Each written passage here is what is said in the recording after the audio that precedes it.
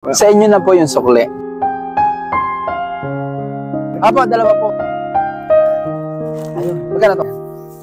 Mga idol, nandito ako ngayon sa Aroma Beach, San Jose, Occidental, Mindoro. At nakakrib ako sa balot. Malansa ba ang balot? Malansa pala, sayang. Ayan, meron ako ditong nakita na si Kuya.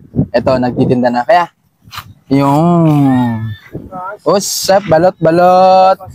Magkano pang balot nyo, Kuya?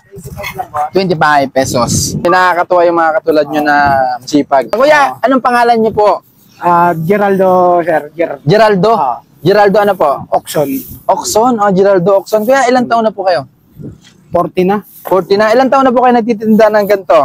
Mag-ano na ako, sir. Mag-6 years na. Tagal-tagal na rin. Pamilya po kayo? Meron ba? Ilan po ang anak? Dalawa na, sir. Dalawa. Nakakatuwa po kayo kasi bilang isang katulad ko, tatay din. Tatay kayo. Dalawa na anak nyo, nag-aaral. Dito nyo po pinapantustos yung pangailangan ng anak nyo. Nakakatuwa, no? Magkano po kinikita nyo kada araw? Depende, sir. Pag nakapakupos, di medyo maganda-ganda ang kita. Magkano isang araw? Sa pag maganda, sir, kita po kami ng 500, 600. Ayun, pwede na rin. Sa patas na laban, no? Opo. Ano, maghapon yon o ngayong hapon lang? Ngayong hapon lang, sir. Hanggang gabi naman kami. Hanggang 10 ng gabi. Opo, nakakatuwa kasi si Kuya, mga idol, kasi sa gitna ng kanyang sitwasyon, kumbaga, sa hirap ng buhay ngayon, di ba? Opo. Pero ngayon, maraming mga tao na magandang pangangatawan pero hindi ginagamit sa maayos na pamamaraan. Pero si Kuya, kita mo naman, nagtitinda ng mga ganito at kumikita ng 500 to 600 pesos. At ang balot ay magkano? 25. Kaya nakaka-inspire lang kasi kumbaga natutuwa ako sa inyo, napakasipag nyo. Ano po yung nagiging inspirasyon sa kasipagan na ginagawa nyo? Siyempre, sir, unang-una sa pamilya, sir. Apo. Yung pang-araw-araw na pangangailangan natin. Apo. Apo, yun ang ano natin. Para makapagtapos din yung mga anak nyo na pala. Ilan taon na po yung panganay nyo? 11, ano na? Grade 11? Grade 12? 11. Grade 12 na. Yun.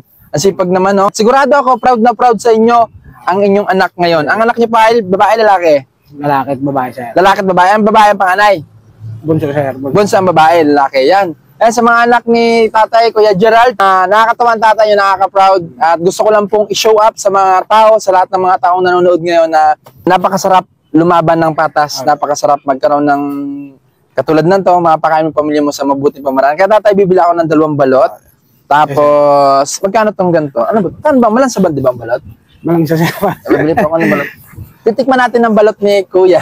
Dalawa, sir? Apo, dalawa po. Tapos, ano ba magandang pambao dito? Yan yung balot. Ayun, magkano to, Kuya? 10 ang isa, sir. 10 ang isa. Magkano po lahat to? 50. 50, sir. 50, tapos yung dalawang, anong tawag doon? Pritong manok, sir. Pritong manok. Bali, magkano lahat? Bali, 70, sir. Ayan, 70 pesos. Ang 70 pesos na binili natin, libre na yan, Kuya?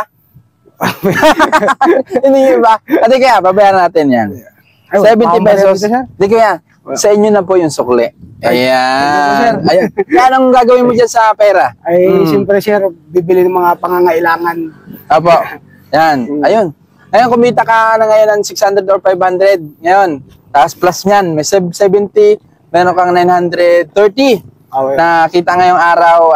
Sana sa mabuti niyo po gawin at sana makatulong sa inyo at napabilib mo lang ako kasi sa hirap ng buhay ay pinapakita nyo na patuloy lang sa buhay at sikap lang. Thank you din sa balot. Maraming salamat kay Gerald. Tingnan nyo, baka bigi.